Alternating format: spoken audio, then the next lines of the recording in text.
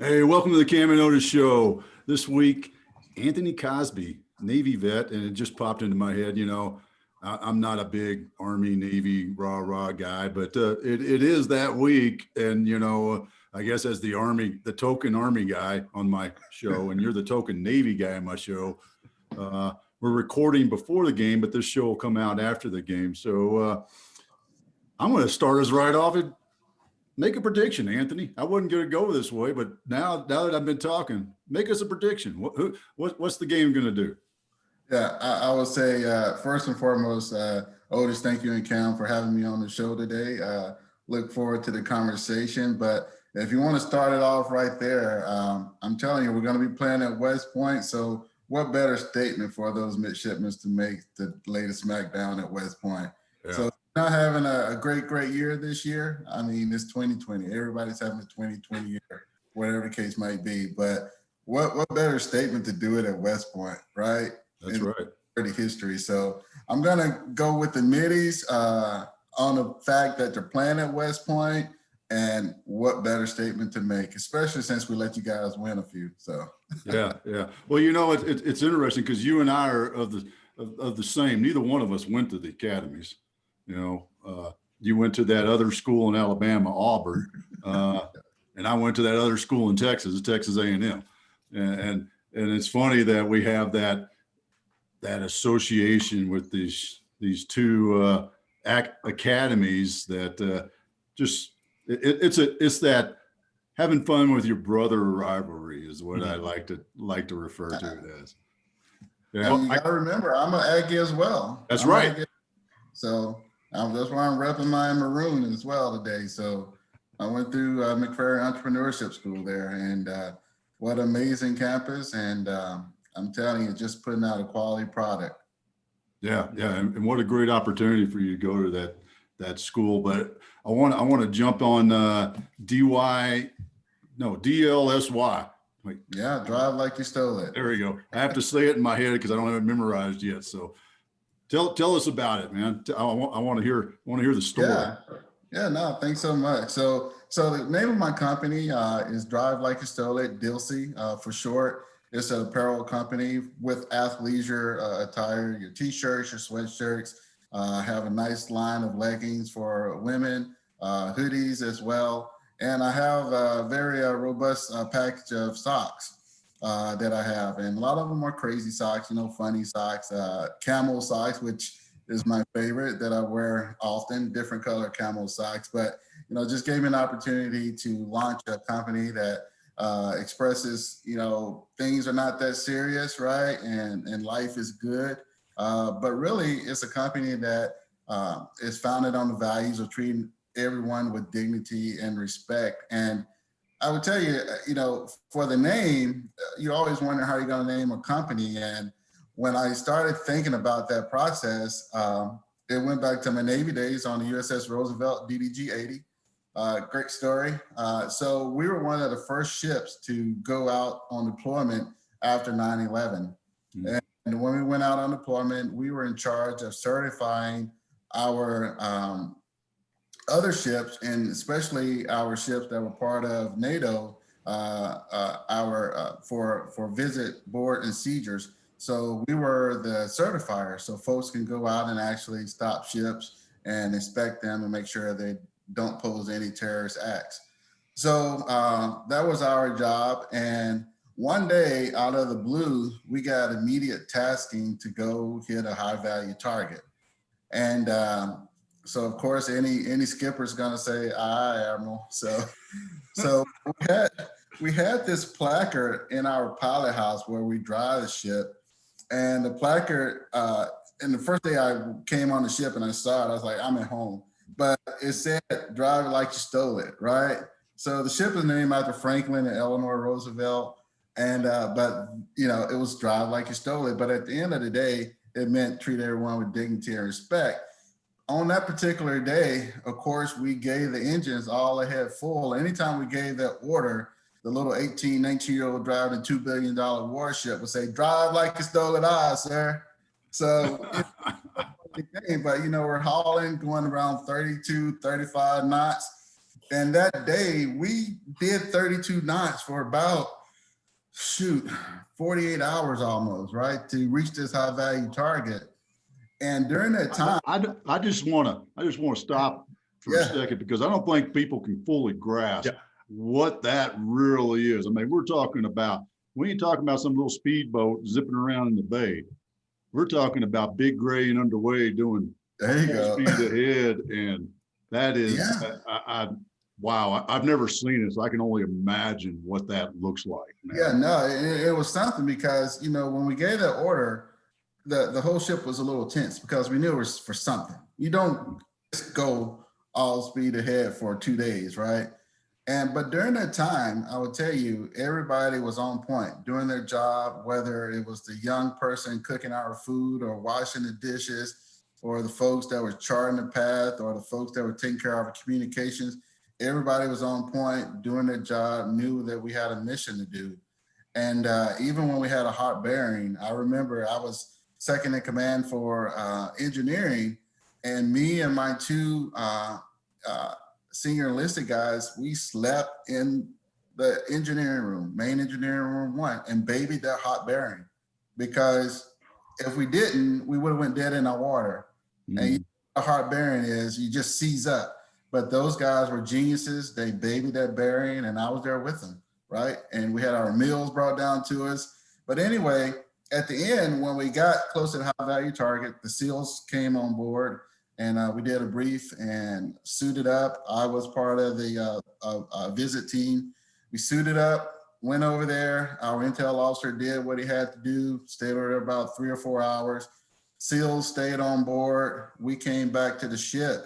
And that evening, when we did our ops intelligence brief, our captain said, great job. We just been released to go on all duties assigned. So it means that we were released of that duty. But he said, just so you guys know, thank you. The high value target that we just intercepted was Osama bin Laden's nephew's yacht. And this was right after 9/11. And I still get chills today, because what we did, I'm sure we got so much valuable intelligence that kept America safe. That's why I named the company Drive Like You Stole It. And it really is an opportunity for me to have my view on the company, but also, there are some things that we're doing with the company for us mission giving back, and giving back to our homeless veterans. And that's something that's near and dear to my heart. I think that there's a lot of interesting stories, and some of them don't quite live up to the expectations of how did you come up with the name for that business? And that's one I think that lived up to the expectations. That was a great one.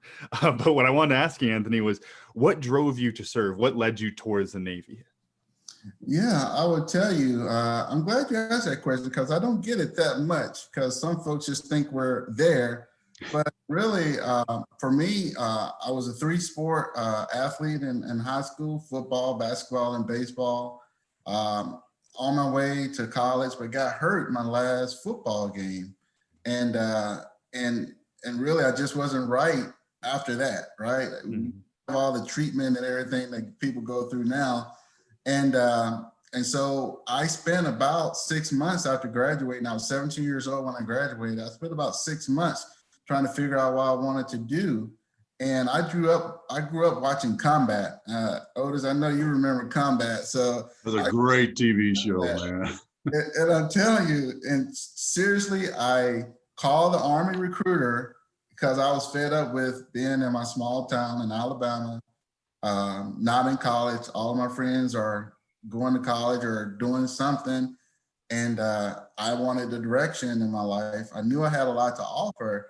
And so I called the Army recruiter and set up a meeting. I drove over there. It was 1 o'clock, I remember, and the doors were locked when I got there. I was like, so then the Navy guy comes out eating a yogurt cone, right? He said, hey, we got a yogurt machine in here if you want some. And sure enough, I went in there and they had a yogurt machine. And I never had yogurt. I had homemade ice cream where you had to churn yourself, but I never had yogurt, right? And so I went in there and got me a waffle. Never had a waffle cone either. Got a waffle. I'm like, what is this, right? And then he said one thing to me. He said, every night on the Navy ship we have a bed, right?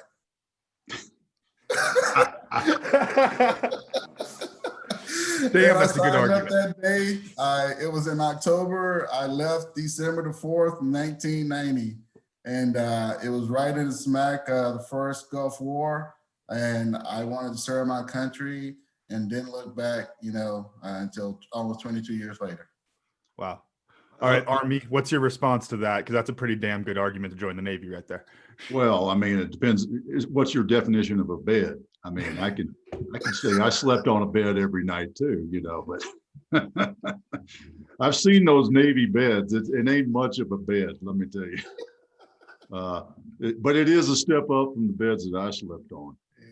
And what I love though, Anthony, is that fate, how that happened, in that sort of sense of, your mind said, I'm going to the Army, the door don't open. And then in the Navy, the chief walks out. I'm guessing he was a chief, right? Chief walks out licking on a yogurt cone going, hey, what you doing, son? Come on over here. And next thing you know, career in the Navy. That's just, I love that kind of fate and what happens in that. There's really some really cool qualities to that and how you took it. And so did you, when you signed up, were you like, this is it for me? Or was it, one enlistment now sort of thing? Yeah, no, for me, when I signed up, one of the things I really was focused on is my education and trying to figure out how I could get my education. And I knew that my parents really didn't have the means for it. As I told you, the athletic scholarships didn't pan out like I thought it was going to get. So I was really focusing on education. But when I got in, I saw that all those attributes growing up in the country, working in the field, we had families that had cotton, soybean, cornfield, working in the fields and just working hard in the summer and still playing sports was a good incubator for me and teaching me how to conduct myself as a young man in the military.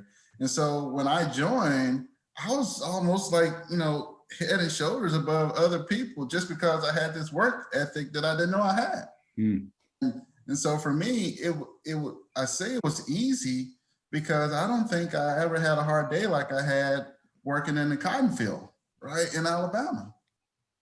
I'm, probably mentally, yeah, but physically, no. So for me, that first enlistment, I really learned a lot. I was stationed in Charleston, South Carolina. I was on a ship and I was on shore, and I learned a lot about just how to conduct yourself in the Navy. And really and truly, I thought it was the best thing since sliced bread. And I was like, they paid me to do this. And, and then I saw how some of the college guys were struggling, at the College of Charleston, and we would go up to the University of South Carolina every now and again. And I saw how they were struggling, and I was like, okay, I'll get to college eventually, but this is pretty cool. I'm working and I'm in the Navy. This is pretty cool. So I think I want to stay. But then once I made that decision, that's when I made that decision to figure out how I can truly get out of it as much as I could. And that's when I started looking at the officer programs and trying to figure out, okay, how do I make that switch? Can I make that switch? And then that's when I think that little green light went on in the head and said, again, Anthony, you can do whatever you want to do. It's all in your mind. You can do whatever you want to do. And so once I hit that switch, there hasn't been any turning back. And I think that was like at age 19 or 20 when that switch came on. And I truly believe that. And I go around the country speaking that truth, I love what you said about the hard work and, growing up working in the fields and still playing sports and having all that hard work and that work ethic built in, and how, really relatively it made it easier for you. Because I think so much of life can be about perspective with that. And if you hold that perspective and you keep focusing on it, oh man, I've had it worse, you can get through a lot of bad stuff, definitely. And it's amazing how those connections, especially when you appreciate those type of connections, how even now, all these years later, they're coming full circle, because hopefully at some point next year, I'll be able to use that same family to produce some of my apparel from the cotton from that family, right? Oh, I love it. Wow, that's pretty cool, man. I love that. I love that goal. That's So, that you know, that is cool. I got to ask then, was that part of the dream when you were with the cotton? Because I could see that as something, if you're like, you're sitting here, it's like, oh, you know what I could do with this, and start daydreaming out there while you're working hard and sweating, right? well, I would tell you, and this is something I knew a little bit about when I was younger, because the family that I worked for was African-American family. And truly, it wasn't until 3 years ago that I truly found out the history that this family has owned that land for ever since 1851. And it's 3,000 acres, but they leased approximately 10,000 acres in Alabama doing this work, and they have never sold 1 acre. Wow. And the Mr. Bridgeforth, who started this, you know, I always wonder how they got that land. And, you know, I finally educated myself once I got into the apparel business. And I found out that he was able to buy this land because of his former slave owner helped him buy that land, but that was his dad. And he bought the land, and they have never sold it. Wow. And so the Bridgeforth family has all this land in North Alabama, and I was able to work for them. And my granddad was a bootlegger, and he used to, you know, work with the Bridgeforths all the time. And it was just, it's something how all that has happened. And just to see how that family has continued to maintain that land, you know, even from back in the mid 1800s. Mm-hmm. I can see where that entrepreneurial spirit might have came from. Yeah. Oh yeah. Well, and that's what I was going to ask. Where did that light, you know, come on? Was it, you know, as a kid, or when? You know, when did that? I want to start a business because I see an opportunity, and I want to take that opportunity to create a business around it. Yeah, I think for me, it really started when I got stationed in Atlanta from 1994 to 1997, and that truly changed my whole world.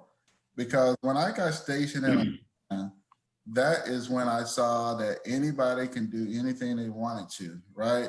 And it was great because a lot of those executives from Coca-Cola, Kaiser Permanente, you know, they were active on the military base. And when I was at E5, I started this E5 Petty Officer Association, right? Never have heard of one of those before in the Navy, but they backed me for it, and we did all this amazing stuff. But all these folks that I were talking to, I heard about their companies and how their companies were doing this and doing that.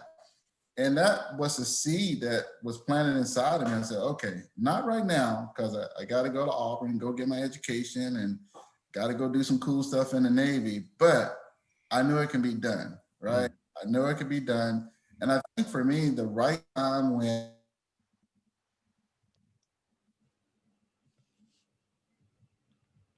Okay, and Oh, yeah, he's locked up. I was going to say, I There, figured. and you're back. You're back. All right.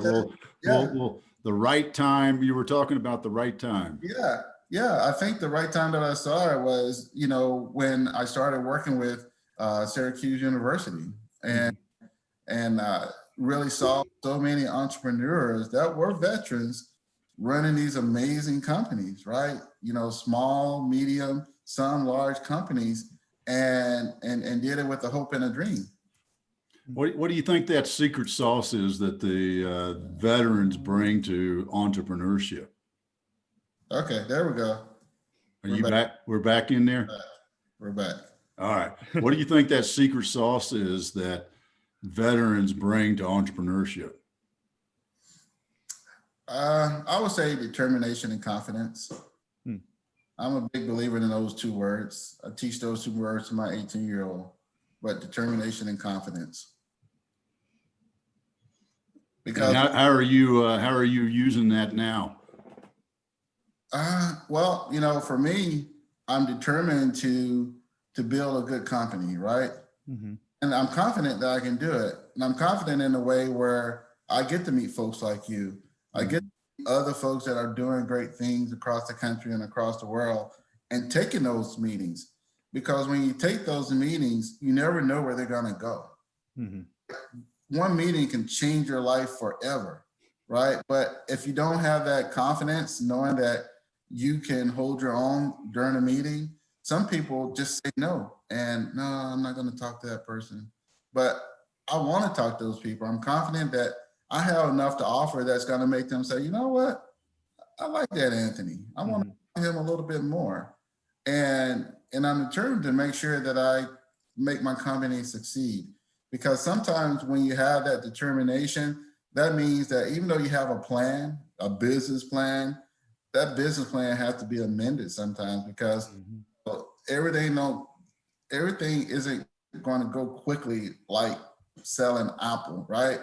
iPhones didn't just come out of nowhere. I mean, that business was almost bankrupt before Steve Jobs got it turned around, right? Mm-hmm. So if you're able to be determined, but understanding that during that entrepreneurial journey, you're gonna have ups and downs, but it's okay. But I think it's truly that grind that really helps you just keep going. Why apparel? And what is it about the apparel industry? Because I've met a handful of folks, and you know, it definitely ain't a blue ocean, right? So why apparel? Well, I think for me, I've always loved apparel, and I've always been a t-shirt guy. I mean, and it has to be a super comfortable t-shirt, and you know, my skin loves super comfortable t-shirts, and that's what really started for me. And one of my first Navy mentors, Becky Valtier, I remember she created some t-shirts for us, and I still have it to this day. It says, "I survived the 1996 Atlanta Olympics," right? When we were in Atlanta, she was our officer in charge. And it was my most comfortable t-shirt, you know, you could put on. And so when I started looking at the apparel industry, and I started looking at some of the other veteran-owned companies, your Nine Line, your Grunt Style, Ranger Up, all those good ones. And then I started seeing their revenue, and I was like, oh, okay. So this can be a something. And I really didn't know that going in. I just said, all right, I know I want to do apparel. I know I want to do something military themed, but let me research a little bit more. Now you got a little bit of experience under your belt, and watch this one, Camden. You got that little bit of experience under your belt, and you said you needed some more, so you decided to go to Aggie Land, which, I mean, probably couldn't have done a better thing for your life, and then spend some time at Texas A&M. But what's the nugget that you learned there? I mean, I've talked with a couple of people that over the last month now, it's like, wow, I'm meeting more and more people who went through that entrepreneur program. So I'm curious, what's the thing that you say, man, I went there and I got this? I got focused. I got laser focused. Yeah. I mean, we had millionaires and billionaires walking around, Aggies, of course, that were there every day, 8 days in a row for our mentor sessions. And they wanted you to win so bad. But with that, they've been through it, and they really enabled us to get that focus, enabled me to get that laser focus. And once you get that laser focus, that's when you're able to take new meetings and meet new people, because it can help your business grow, right? Because you've heard them talk about it. You've heard them talk about how they have maneuvered, how they have invested, how they diversified just their whole entrepreneurial portfolio. And guess what? How they are helping others, right, reach their dream. And I think as an Aggie, that's one of the best things that I saw. They weren't getting paid for this, right? They were actually helping others attain their dreams. So how cool is that? Was it something to where, because this sounds kind of similar to my time here at U of A, to where I felt like as I was going through the business schools, it kind of provided a framework for success in a business, which I feel like actually really, painted the picture of what the path forward could actually look like. And then that makes it so much more feasible and allows you to start, caring more about what you're learning in those classes and learning from those mentors because you're applying it to things that are actually meaningful to you. Is that a similar kind of feeling that you had? Oh yeah, definitely. Because, with every lesson that we had, it was translatable, right? Through something in your business that you can take back with it. And, whether it was talking about the pumpkin plan, telling you to focus on one thing, right? And that started making me think, right? Oh my God, so you had all these different themes that we had throughout that time. And it just continued to help build upon the whole entrepreneurial idea. Sometimes you just a conversation away from figuring it out, right? And figuring out, all right, I just tweaked this a little bit and it goes off just like that. And I think something that I would add on to that, just something in my experience as an entrepreneur, is those conversations. We kind of hinted at this, how you don't always know what you're going to get out of them. And I think that what the takeaway from that kind of lesson is that you don't get to choose who you should and shouldn't be talking to for these type of things, because you don't know who's going to give you that insight.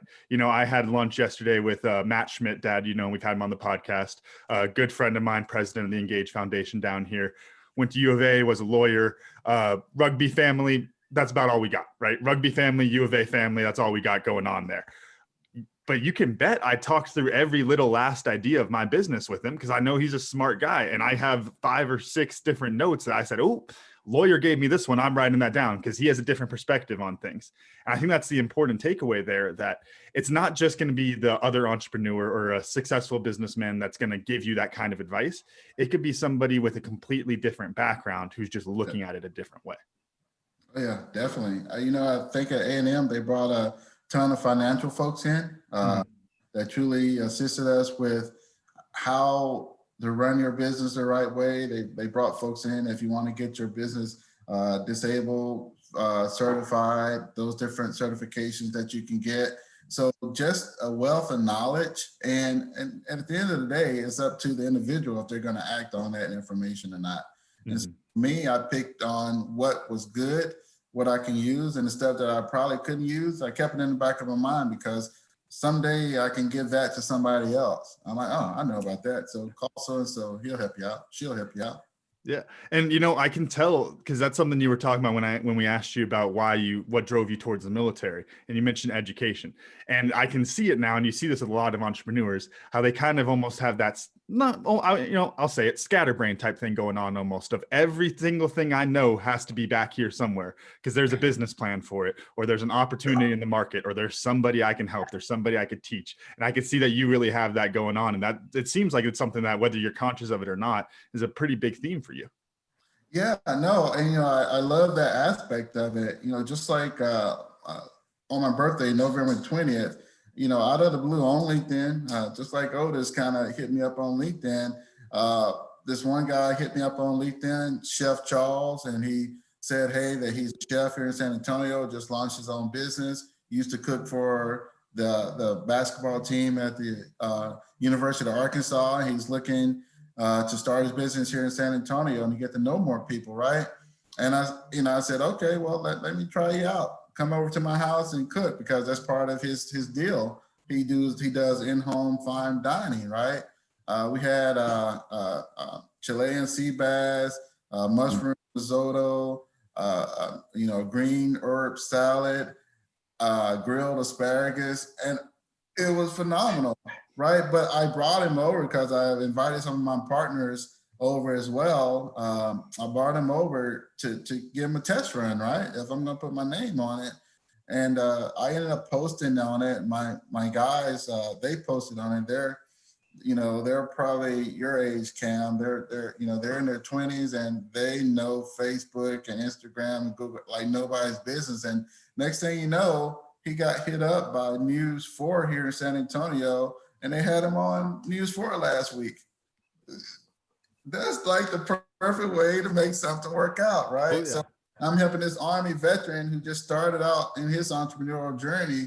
And I just said, hey, you know, we're getting ready to do a lot of other things. So stay connected with us. But I think you're getting ready to take off. And he has truly been booked every week since then. Wow. Well, I love hearing that, you know, when you have that opportunity to give back to the, you know, the vet tribe and taking care of the, Yeah. you know, giving back to, you know, the way I like to put it is I like to do it because I believe that's where I got everything from.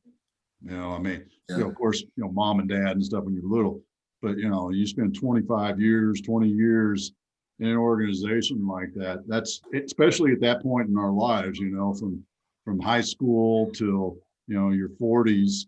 That's a very influential time in your life. And yeah, when you're able to give back and help others in that tribe, that is just, man, I love it. That's one of the reasons I do what you know, the things I do with veterans or soon to be veterans transitioning out of that active duty. You know, that is fun. And then for you, what's really, from my point of view, I'm excited. I'm as excited about it as you are, because not only did you help a vet, but you helped a vet in your hometown, and then you helped that, you know, in the broader sense of the community. And it's just, which is really, really cool.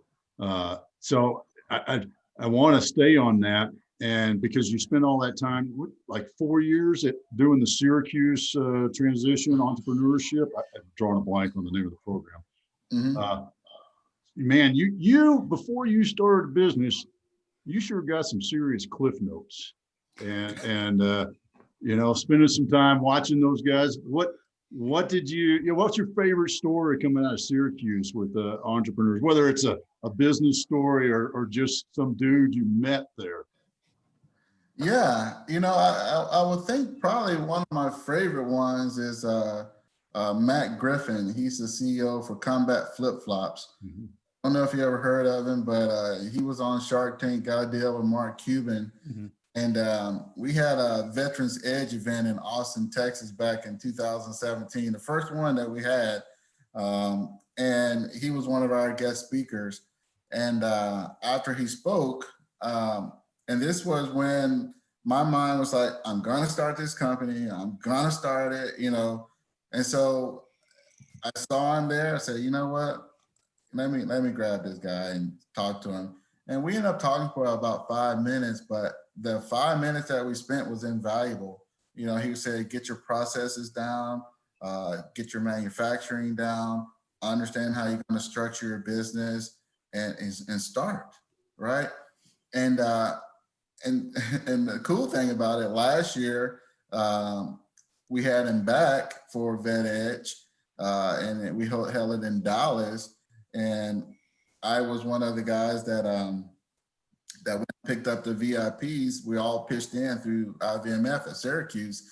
And so during the time that I picked him up and was bringing him back to the venue, I was like, I got 30 minutes with Matt, right? And we talked, and he said, hey, can you take me back to the airport?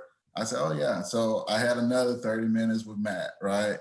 And it's cool because after that, we got out at the airport.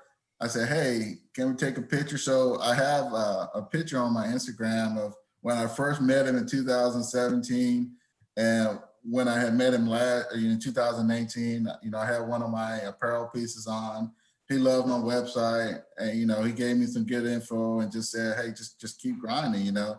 And this is a dude that, you know, his company is mission focused. He got a deal with Mark Cuban, another individual that lives in Dallas or in Texas. And it was just a cool thing. Matt was a Ranger, got out, West Point guy, but it was just cool for him to take the time and just talk to me. That's when I talked about that determination, confidence piece, right? Just have the confidence to talk to people, you know, and share what your aspirations are. Because through it all, some of these folks are just, they hear that one thing and they say, oh, do this, da, da, da. And next thing you know, it's like, wow, I didn't even know that, because you hadn't been through it. Mm-hmm. But these folks have been through it. You know, Combat Flip Flops have been doing really well. And, you know, that's what they focus on, flip flops of all things, right? And they're doing it great. Yeah, I want to say I vaguely remember Matt's story. It's something about walking to the shower or something like that, I'm sure. Because Yeah, no, it's good, you know, cool you know, guy, and you know, just continue to do good work, and now, you know, one of the things that he said, you know, that once you start proving your concept, is people going to want to hear from you, and so he's working with other companies on consulting, you know, big companies that he's like, I don't even know why they're even talking to me, but you know, they're a $1 billion company and they want advice from me. I mean, think about it. That's pretty cool when you're, especially as a veteran, when you reach that peak and start consulting for companies because they want what's in here, because you've been through it, and another way that they haven't seen it, right? that's great. And so here's my really tough question for you, and I'm not being facetious, actually. That's not, is what took so long to get started? If you had this idea, so here I am. I'm like, dude, you are surrounded by entrepreneurs, and you sounds like you were that guy in the back of the class going, oh, that's good, oh, that's good, and writing it down. And so either way to put this, I'm gonna flip it into a different way of saying it. What was the catalyst that you finally hit that said, all right, execute? Well, I will answer your first question. It was fear. Mm. It was just pure fear of failure, fear of pushing it, and fear of not succeeding and not doing what I wanted. Because, you know, when I transitioned out of the military, it was a little rocky, right? And I really didn't want to go through that feeling again of it being that rocky. And it was just unadulterated fear. Mm. And what pushed me is the fact that when I saw other people with companies that hadn't done the work that I've done and put in the time and the hours, if you will, taking those notes and learning how to build a website, learning how to do ad marketing, all the 9 that you have to do to be successful. And I said, well, what's wrong with you? Let's get it done. And again, it was Texas A&M that helped me get that focus because I was so scattered, right? As an entrepreneur, as Cam said, you're so scattered with all this information, but you got to get focused. And they give you an opportunity to learn how to pivot when you need to pivot, right? Mm-hmm. So yeah, that's what it was for me. Man, that's a great plug for that program down at A&M. Didn't just to have this idea. I mean, it's pretty rare when you meet an entrepreneur that's gone through the path. Every entrepreneur is different, right? Everybody's life path is different. But I find yours really interesting because you had all these signals. You're a hardhead like me, right? Slow learner, because all these signals kept popping up, and then finally it hit that one, and it happened at A&M when you're in that course, and you went, boom! This is it. This is the time. So that's awesome, man. And then when you laser focus, what'd you focus on? What'd you shift to? Yeah, so A&M, they had us do a 6-month plan and expected us to stick to it. So when I did the 6-month plan, I knew everything that I was going to do when I came back to San Antonio.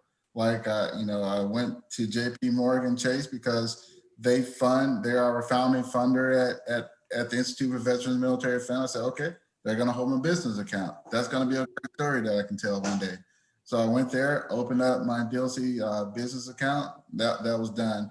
I already had got my LLC out of the way. That was done, right? Polished up my website.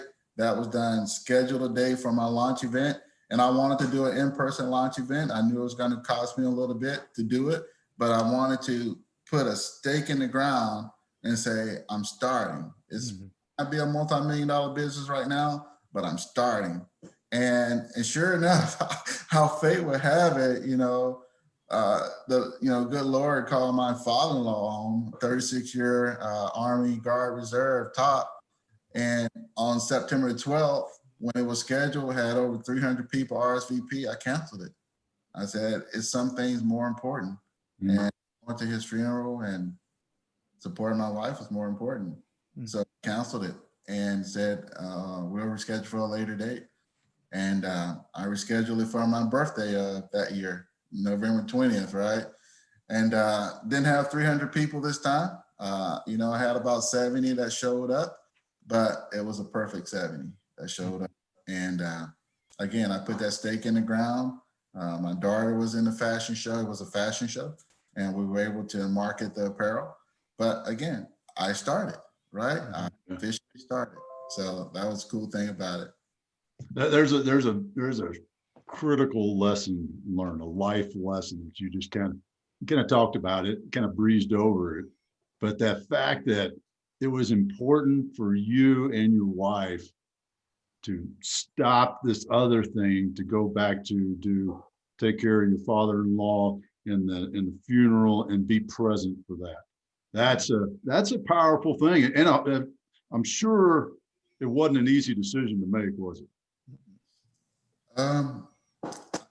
I tell you, Otis, I'm a guy that always want to do the right thing. So, that's what you get. I'm so black and white. I'm gonna do the right thing, and that was the right thing. Mm-hmm. Yeah, that right there is just says it all in that aspect. And I'm sure, and I know, and I'm knowing is more than sure, and I think, right? So I know that translates into the business.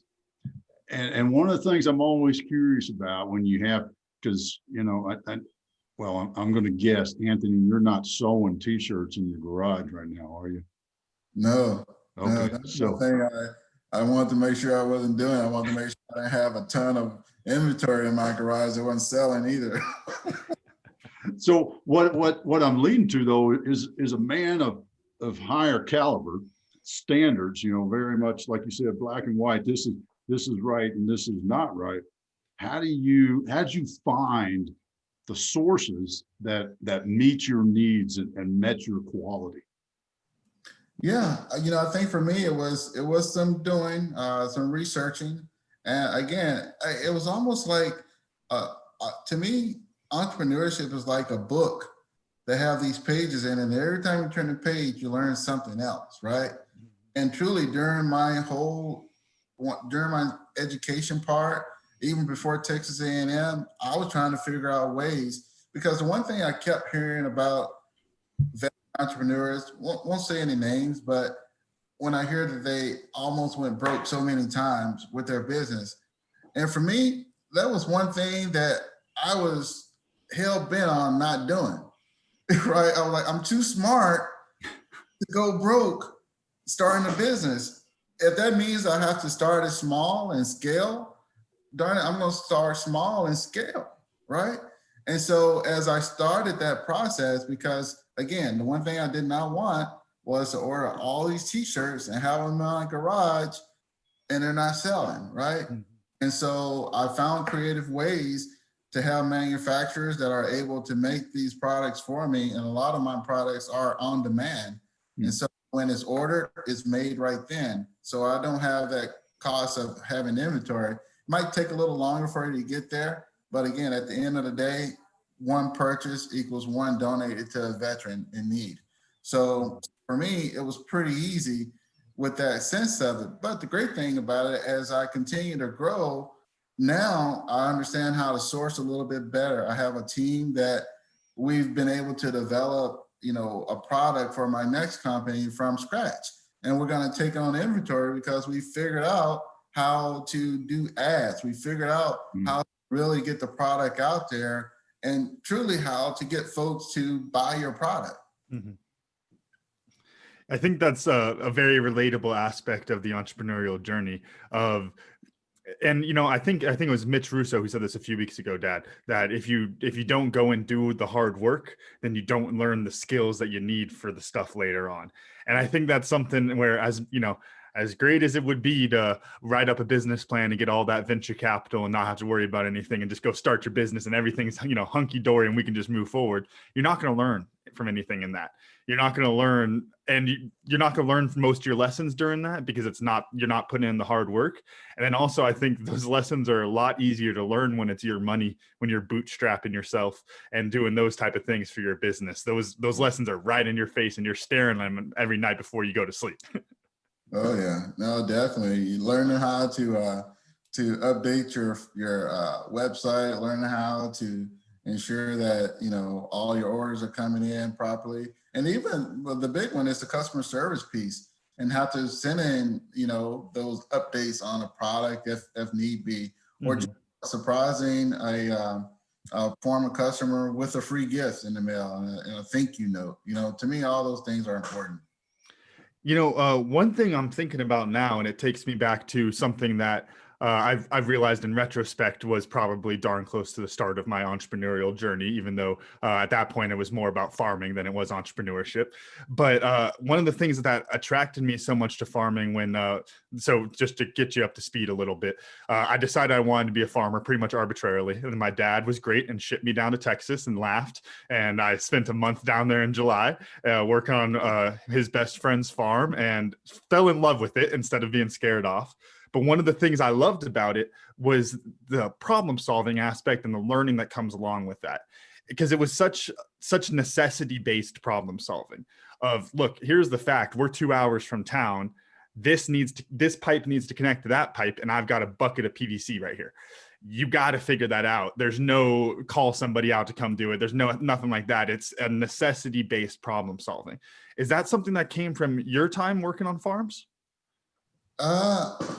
I would tell you probably not so much, probably more on the ship, because when you're out in the sea. Oh. Hey, that's an even better picture for it, I'd say. Yeah, you ain't getting an Amazon delivery that next day, are you? So, I mean, that's why we had those smart guys that can take a GE motor and take it apart and put it together in their sleep, literally, right? And I'm just looking in amazement and like, you know, these guys should be, you know, making tons for GE. In the country. So I would say that's probably where I've seen that piece of it, because really, you know, when you're faced with achieving a mission, there, you know, and this is one question when I speak, especially to transition service members and military spouses, you know, I ask, so how many times have you told your boss, you know, your supervisor, your leading chief or top or officer, how many times have you told them you couldn't do the job? Put how many fingers up? You don't see any hands go up, because I think in 21 and a half years, I never told anybody that I couldn't get the job done. I mean, they could tell me, Anthony, we need to go build a gym out here in Iraq, and the budget is $5 million, okay? All right, yes, sir. And we just, all right, let's meet first. All right, who needs? And next thing you know, you have a gym. Oh yeah. Oh yeah. Well, you know, it's the Roger that, sir, 3 bags full and move out and start doing it, ain't it? I mean, it is that. I want to jump on the social impact that you're doing, or the payback in that respect. And so tell us what drove you to the veteran homeless veterans as that association. Yeah, so, you know, I've been with the Institute for Veterans and Military Families in Syracuse for almost 5 years now. And I've been able to work with the career training. I've been able to work with employers all over the country, connecting them with that veteran talent and military spouse talent. And I've also been able to work on our America Serves portfolio, which connect service providers to the veteran needs, right? And single point access. So a veteran or military spouse don't have to call 10 different numbers to get an answer. You know, go through our website and we'll help you navigate through those particular channels. But the one thing that really just continued to tug at my heart was homeless veterans, right? And the reason being, it's like I told you, when I transitioned out, my transition was a little rough. I put all my eggs in one basket with this one company, and I thought it was a done deal. But I didn't get the job, right? And I had to pivot very quickly. But thankfully, I had a retirement in my back pocket. I didn't have to worry about medical, or I had, TRICARE. So I was good. But think about how many folks that transition out, maybe not as an officer, maybe not with an education in the back pocket, and maybe they have their eggs in one basket, and things go not as planned, and then that causes some other things to happen within maybe their personal life. And then next thing you know, that comfort of having, whether it was a bed on a ship or a cot or a sleeping bag in the Army, and 3 squares a day, going to the clinic or the hospital, all that goes away, right? And now you're out, really don't have any direction, income has gone, and people wonder how veterans go homeless sometimes. That's how. And we I would say, and then what if they're dealing with something they just can't shake? Maybe every Wednesday at 2:00, they have this feeling, and they just can't shake it, right? And so for some reason, whatever it might be, they're in a position where they're homeless now. So for me, when it comes to this social impact, it might be through the small gift of us donating socks, but through that small gift, for me, this is what I truly believe, is through the small gift of donating this unique piece of apparel, my goal is to assist a homeless veteran to go from homelessness to home, from home to stable career and employment, and for stable career and employment to productive veteran in that community. Because truly, it's these little building blocks. And I know that nothing happens overnight, but if you show value in somebody by this small kindness of sock and say, hey, did you know about these services that you have earned by law through the service of your country that we can connect you with, So like even Bon Jovi has an apartment in DC for homeless veterans, right? Mom and dad were both Marines, so you have people with goodwill, but sometimes some veterans just don't know their resources that's right there for them. And I think it's so cool to be able to choose organizations that are willing to assist those veterans with getting connected to those services. So again, that's why I chose it. I would love for the 40,000 plus homeless veterans not to be homeless. I know that's a dream, but when I think 40,000, I was just telling my buddy Jeremy Williams, he's the chairman for the Fire Team Foundation, who we selected for our first giving campaign, where we're going to be doing an event in San Antonio on the 16th at the Alamo, in front of the Alamo, and he's going to accept the 100 pairs of socks. He's an Aggie as well. And I texted him the other day and I said, I have a feeling this is going to help change life in somehow, some way for a lot of people. Because, if the right people start hearing about this, and I look at 40,000, Cam, and I don't think that's a big number. No. It's a big number, but I've seen bigger numbers, right? No, that was my first thought is, when you think about all sorts of different social impacts you could try to have, 40,000 people, that's doable. That, it's hard. It's going to be a long journey, but that's not that big of a number. I think we can do something, because at the end of the day, it comes to that stability in folks' lives, right? Mm-hmm. Because really that instability is what potentially got them to that homeless state. So if we're able to get them to that stability in their lives, wow, that's so life-changing. Mm. So I wanted to ask Anthony, and we moved a little bit away from this, but it ties in on the entrepreneurial journey side. But is the apparel, is that your creative outlet, or is the problem solving your creative outlet? Have you ever looked into that sort of way? Because I saw how you lit up when you're talking about those crazy socks, man. I can tell you're having some fun with that.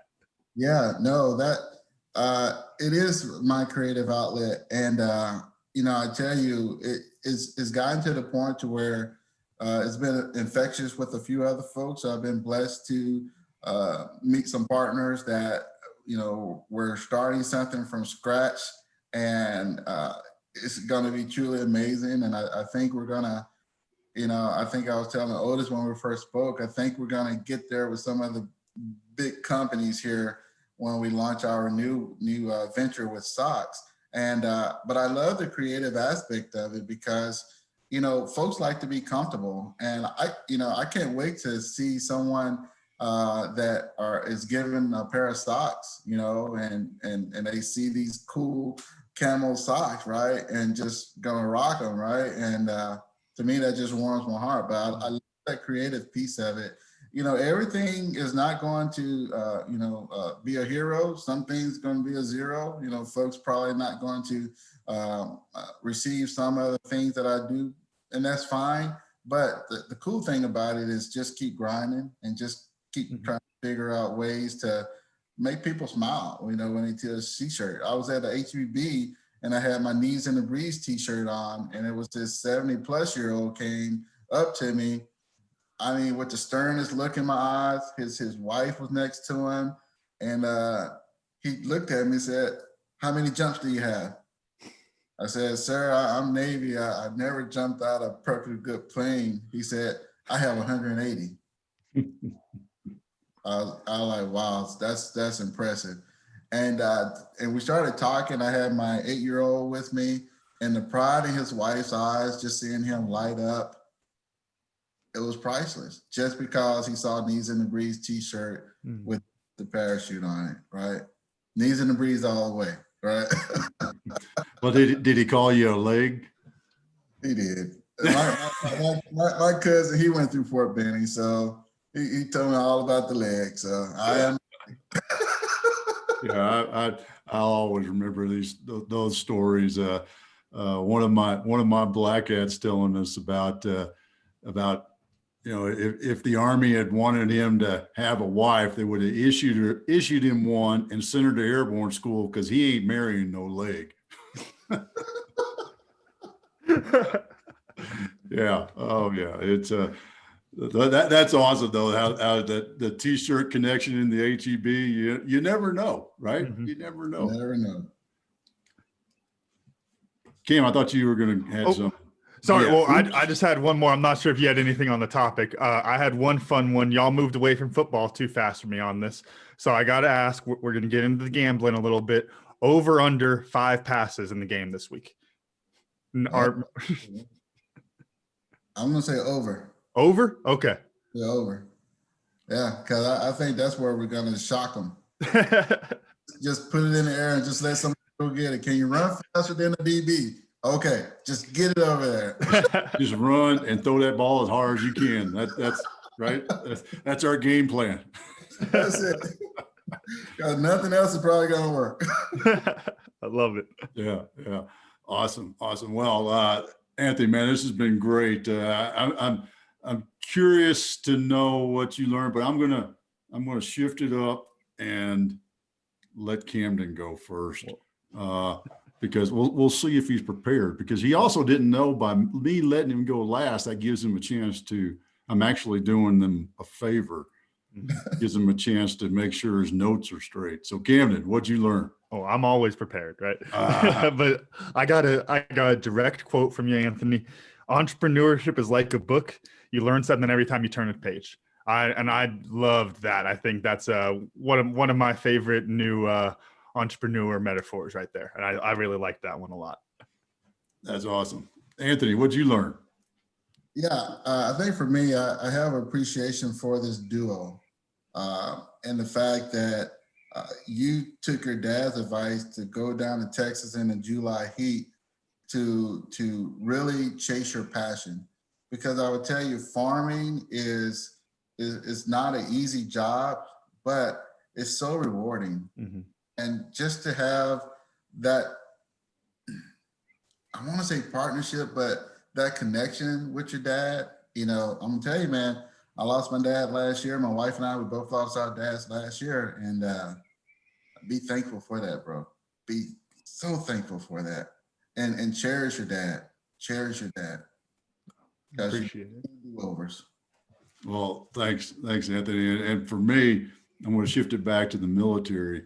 And when y'all were full steam ahead or full throttle, whatever the right Navy term is, for 48 hours, and what those sailors did in order to execute that all goes back. And this is that thing that we all kind of blow off, but it all goes back to all that training all those young men did all the way up to that point. And that training is what set that success in the crisis moment. And I think that's, we can apply that so many different ways in our lives. And I think it gets brushed over. It's the education you got at A&M, the education you got at Auburn, the education you got working there with the team at Syracuse, and all those sort of things. It may not feel like you need it right now, but I guarantee that those crisis moments happen, and you're going to be able to overcome that because of all that training that sets you up in the past that you did, that you think, yeah, this seems important. But man, when the chips are down and you're able to execute, that's what those sailors did. And I just think that's such a great lesson in life to continue to revisit. Now, how and where can people find you and buy some socks? Yeah, just go to DLYSI.com, DLYSI.com, www.DLYSI.com. That's awesome. And is there a special anything going on with Christmas? And yeah, so right now everything on my store is 20% off. So go there and take advantage of that 20% off. We have some crazy orders right now, but again, everything we make is not sitting on the shelf. We make it when you order it. So you're going to get something freshly made. You put a little note in there about some of the social impact that I'm doing. And, for every one purchase, is that equals one donated. And to me, that's such a blessing. That's awesome. That's awesome. So that's DLSY.com, right? Oh, wait, no, I misspelled it. DLY. Oh my gosh. It'll be in the show notes. So DLYSI. There we go. I say it slow because I got to say the words in my head to say the letters out my mouth. That's. But hey, y'all check that out, man. It is not only you get some fun, cool socks, but you're also giving back by doing that and helping out some veterans that, kind of had a rough run, and helping them get back on their feet, so to say, with socks too. So, hey, Anthony, this has been great, man. I really appreciate you taking the time, and Merry Christmas and Happy New Year, brother. Thank you. You guys too have a Merry Christmas, Happy New Year, and God bless y'all. Camden, run us out. All right. Thank you very much, Anthony. And thank you all for joining us today and listening to today's show. Special thanks to Anthony Cosby for joining us, and our sponsors, MASH, Military and Athletic Strength Hemp Oil, and Verbi Virtual Events. You can check out recent episodes of The Cam and Otis Show on Spotify, Apple Podcasts, wherever you get your podcasts, and check out a full archive at thecamandotishow.buzzsprout.com. The Cam and Otis Show is on Facebook, Instagram, and Twitter. Thanks again, and we'll see y'all next week.